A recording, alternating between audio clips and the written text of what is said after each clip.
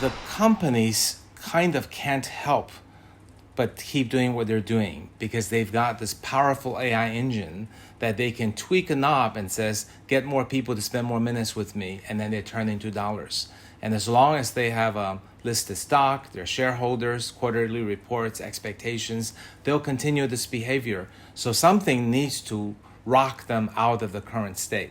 There would need to be certain things established as things that are unacceptable, things like knowingly creating a system that is biased, or knowingly allowing too large a percentage of fake news or deep fake. Just as examples, I think we have to come up with these. And another related idea is there could be a third-party watchdog that publishes on a monthly basis how companies do on these metrics and does standardized tests on them. And the ones that don't do well are shamed, and they lose their brand loses value. And maybe it can even be integrated into ESG. Then investors don't invest in them. So despite them having a very powerful AI engine that they keep monetizing, printing money, now we've got some deterrence about an audit, about a watchdog, about shame, about ESG. So those are some of the band-aids I can think of. What would the metric be? I mean, disinformation, of course, what one person considers disinformation, another person considers to be just an opinion about something. I mean, how does one even begin to create metrics in a space that is so obviously subject to the perspectives of different human beings? Yeah, that's what social media always says. So we don't have to catch every borderline deep fake or fake news, right? There are some obvious ones. So let's set the bar high, the bar low, and just say this is the definition of an absolute fake news that 99.9% of people would agree. Then that's what it is.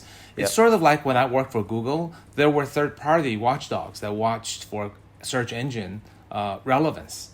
Relevance is also a fuzzy term, but they found ways to measure it, and it made Google work hard to improve the relevance. It's an internal metric and motivator. It gets on employees' KPI, and that starts to work. But really, the long-term answer is what I want to talk about is, can we possibly align the interests of the internet company and us?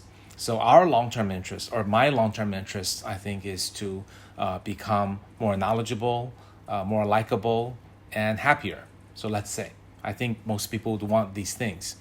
Can we possibly measure these and build applications that are aligned with our goal? So imagine an application that's for subscription that I would have to pay on a monthly basis, and it shows me content and by measuring whether it's making me smarter or experienced or knowledgeable or happier.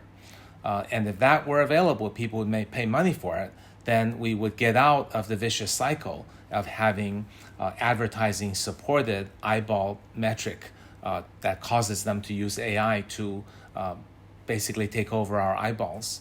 It's kind of like the Netflix model versus the Facebook model, if you will.